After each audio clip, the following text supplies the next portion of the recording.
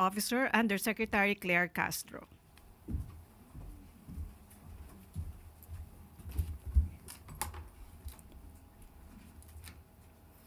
Magandang araw, Malacanang Press Corps.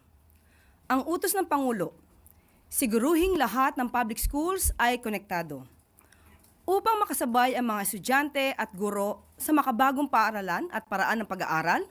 Personal na binisita ni Pangulong Ferdinand R. Marcos Jr. ngayong umaga ang Camul Elementary School sa Zamboanga del Norte.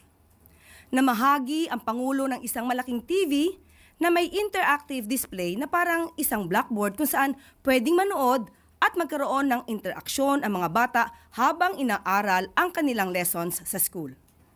Magkakabit din ng internet sa eskwelahan upang mas mapapadali ng mga guro ang paggawa ng kanilang lesson plan, paghahanap ng mga teaching materials, at pagsasaliksik sa mga bagong kaalaman.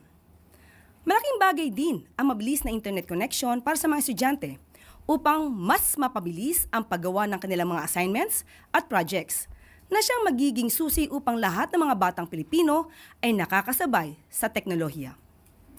Panawagan naman ni Pangulong Marcos Jr. sa mga guro at prinsipal na alagaan ang mga kagamitan na ipinagkaloob ng pamahalaan at tiyakin na napapakinabangan ito ng lahat ng mga estudyante at guro.